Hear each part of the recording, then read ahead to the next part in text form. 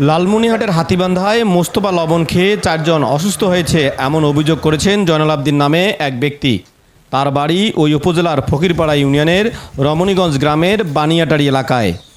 তবে ওই লবণ আসল মোস্তফা লবণ কিনা তা নিয়ে সন্দেহ রয়েছে।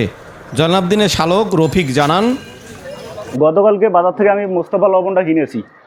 লবণের প্যাকেটের গায়ে কোনো কিছু ছিল না। এখানে দেখেন উৎপাদন তারিখ, ডেট, মূল্য কোনো কিছুই নাই। লবণটা খাওয়ার পর থেকে আমার ভাগ্নে খুবই অসুস্থ। আজকে সকালবেলা হাতিবান্ধা মেডিকেলে আমরা নিয়ে গেছিলাম। ওইখানে কিছু চিকিৎসা দিয়ে আবারও পাঠাই দিয়েছে বড় মাথায়। আমরা এই যে আমের এইখানে আমরা আম খাইছি, আম খাওয়ার পর এখানে দেখেন যে এটা আম কালো হয়ে গেছে।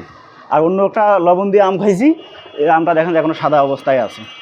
আমার ভাগ্নে অসুস্থ, খুব অসুস্থ, 11 বছর বয়স, বড় কথা শিশু নিকেতনে পড়ে।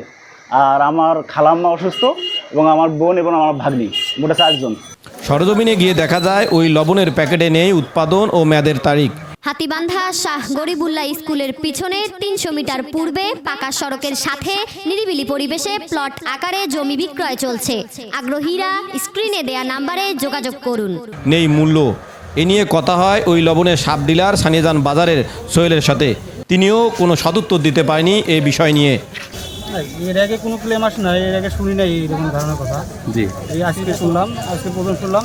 তো আমি ওই যে কোম্পানির যে RSM আছে তার জানাইলাম, উনি বললো যে না কোনো সমস্যা নাই, এটা আপনি পরীক্ষা করতে বললো আর কি। ফিল্টারে হয়তো বা সিল উঠে গেছে। জি, কোম্পানিকে এটা জানাইছি, কোম্পানি এখন বললো যে লবণে কোনো সমস্যা কথা ওরা বলছে লবণে কোনো সমস্যা। তবে অপর একটি সূত্র দাবি করেছেন যে লবণ খেয়ে অসুস্থ হয়েছে জয়নাল আবদিনের পরিবারের সদস্যরা, সেই লবণ আসল মোস্তফা লবণ নয়। স্থানীয় একটি সিন্ডিকেট মোস্তফা লবণের প্যাকেটের আদলে নতুন প্যাকেট তৈরি করে ভেজাল লবণ প্যাকেটজাত করে বাজারে মোস্তফা লবণের নামে বিক্রি করছেন।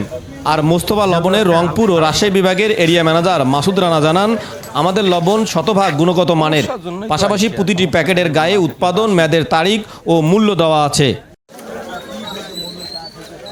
সাদুজ্জামান সাজু, এল নিউজ অনলাইন, লালমনিরহাট।